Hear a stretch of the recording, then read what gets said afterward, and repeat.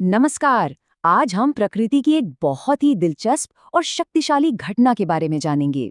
जी हाँ, हम बात कर रहे हैं ओलावृष्टि की, यानी जब आसमान से बर्फ के पत्थर बरसते हैं। ये एक ऐसा टॉपिक है जो न सिर्फ हैरान करता है, बल्कि एग्जाम्स के लिए भी बहुत जरूरी है। तो आज हम एक ओले के पूरे सफर को समझने वाले हैं। हम शुरू करेंगे कि आखिर है क्या, फिर देखेंगे कि इसे बनाने के लिए तूफान में ऐसी क्या खास बात होती है। उसके बाद हम बादल के अंदर की फैक्ट्री में झांकेंगे, जमीन पर इसके असर को समझेंगे और आखिर में वो सबसे जरूरी बातें जानेंगे जो हमेशा याद रखनी है।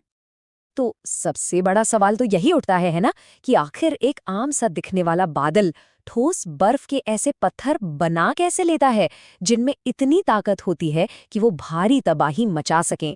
चलिए, इसी के पीछे का विज्ञान समझते हैं।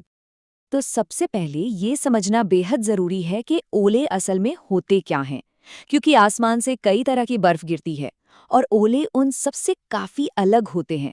ये अंतर समझना बहुत जरूरी है। तो देखिए, परिभाषा के हिसाब से ओले ठोस बारिशी हैं। ये बर्फ के छोटे बड़े टुकड़े होते हैं। और यहाँ सबसे अहम बात यह है कि ये हमेशा कपासी वर्षी मेघ, यानी कि गरज और बिजली वाले बहुत बड़े बादलों से ही बनते हैं। कोई साधारण बादल ओले नहीं बना सकता। अब यहाँ एक बहुत ही मजेदार बात है, जहाँ अक्सर कंफ्यूजन होता है। ओले, स्लीट और फ्रीजिंग रेन में क्या फर्क है? देखिए, ओले बादल के अंदर ऊपर नीचे के चक्कर काट काट कर परत दर परत बड़े होते हैं। वहीं स्लीट सिर्फ पिघली हुई बर्फ होती है, जो जमीन पर पहुंचने से पहले ही दोबारा जम जाती है। ये एक बहुत बड़ा अंतर है। चलिए, अब आगे बढ़ते हैं और देखते हैं कि ओले बनने के लिए माहौल कैसा चाहिए। असल में वायुमंडल में एक खास रेसिपी की जरूरत होती है, जिसके बिना ओले बन ही नहीं सकते।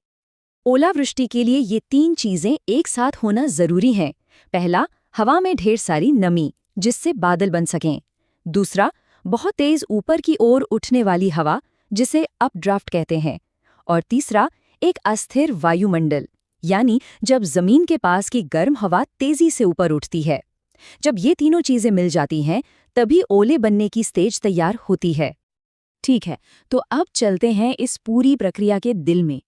कल्पना कीजिए कि गरज वाले बादल के अंदर एक बहुत ही शक्तिशाली प्राकृतिक लिफ्ट चल रही है, जो बर्फ के टुकड़ों को लगातार ऊपर फेंकती है और फिर नीचे गिराती है। इस फैक्ट्री को समझने के लिए एक जादुई चीज को जानना होगा, सुपर कूल्ड वाटर या अति शीतित जल। ये पानी की ऐसी बूंदें होती हैं जो 0 डिग्री से भी ठंडी होने के बावजूद जमी नहीं होती, लिक्विड ही रहती हैं। और जैसे ही ये किसी बर्फ के टुकड़े से टकराती हैं, ये फौरन उस पर जम जाती हैं। तो देखिए, ये पूरा सफर कैसे काम करता है। एक छोटा सा बर्फ का कण, जिसे हम ओले का बीज कह सकते हैं, तेज हवा यानी अपड्राफ्ट के साथ ऊपर जाता है। वहां ये सुपर कूल्ड पानी इकट्ठा करता है, फिर थोड़ा भारी होकर नीचे आता है, पर मजबूत हवा उसे फिर से ऊपर फेंक देती है। हर चक्कर में उस पर बर्फ की एक और परत चढ़ जाती है, बिल्कुल प्याज की परतों की तरह। और ये सिलसिला तब तक चलता है जब तक वो इतना भारी ना हो जाए कि हवा उसे उठा ही ना पाए। फिर वो सीधा जमीन पर आ गिरता है। तो बादल के अंदर इस नाटकीय सफर के बाद क्या होता है जब ओला आखिरकार जमीन से टकराता है? इसका असर अक्सर बहुत विनाशकारी होता है। ओलों से होने वाला नुकसान बहुत बड़े पैमाने पर होता है।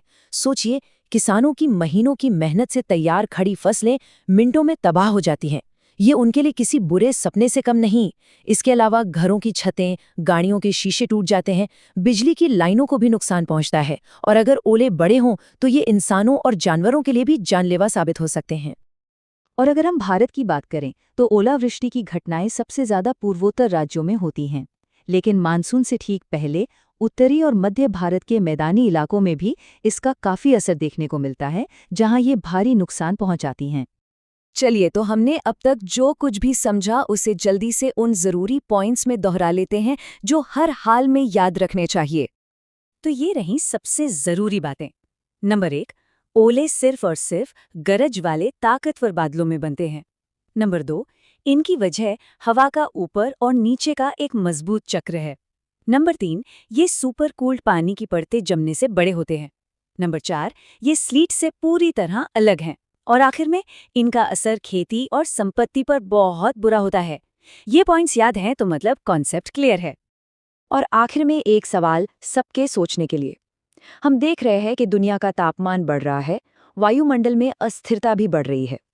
तो क्या इसका मतलब ये है कि आने वाले समय में हमें और भी ज्यादा भयानक और विनाशकारी ओलावृष्टि वाले तूफान देखने को मिलेंगे?